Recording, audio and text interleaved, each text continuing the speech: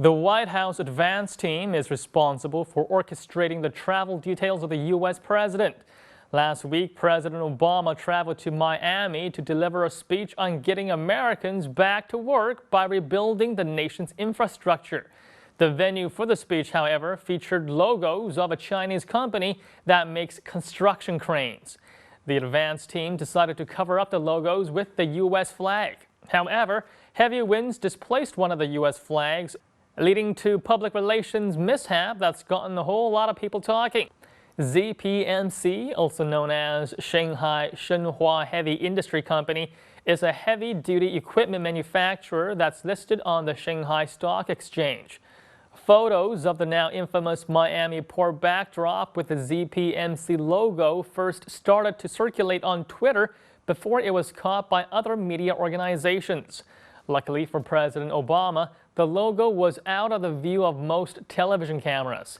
So then, what are Chinese net users saying about the PR blunder? Well, let's have a look at Weibo to find out.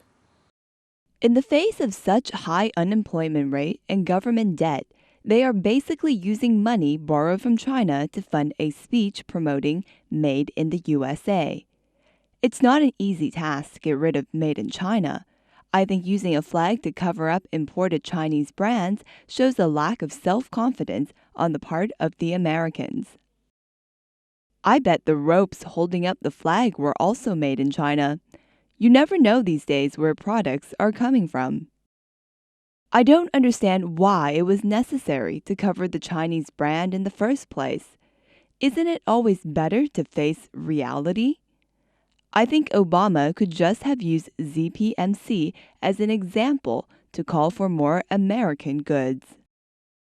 Americans need to reflect on the reasons why China has surpassed the United States in manufacturing. Why is it that Chinese products are found in all corners of the world? China bashing and trade protectionism are not effective ways to address the problems the U.S. currently faces. I'm used to this kind of incident taking place in China, but now it's also happening in the U.S. We must admit that things are really changing. Last year, China surpassed the U.S. to become the world's biggest trading nation. According to the U.S. Commerce Department, U.S. exports and imports of goods last year totaled $3.82 trillion. China's Customs Administration reported that the country's trading goods in 2012 amounted to $3.87 trillion. Now, as the world's largest and second largest economy, the U.S. and China do a lot of trade together. But what do the two nations trade?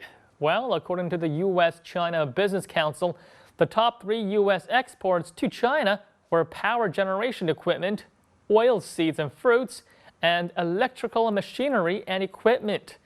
Now, on the flip side of the coin, the top 3 categories of U.S. imports from China are electrical machinery and equipment, power generating equipment, and toys and games, as well as sports equipment. These differences in exports highlight the differences between the two countries' economics.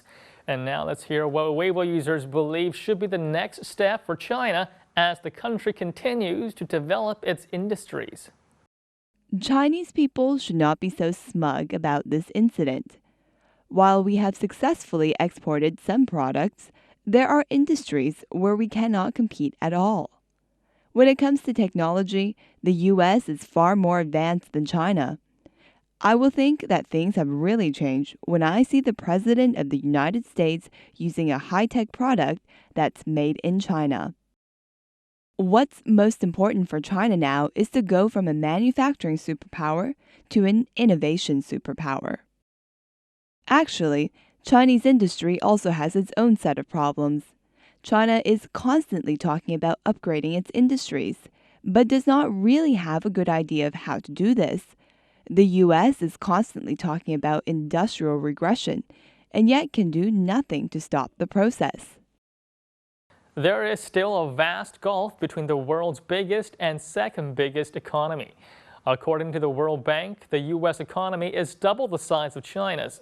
And in 2011, the U.S. gross domestic product reached $15 trillion, while China's totaled $7.3 trillion. China's economy is growing rapidly, averaging about 10% a year from 1978 through 2012.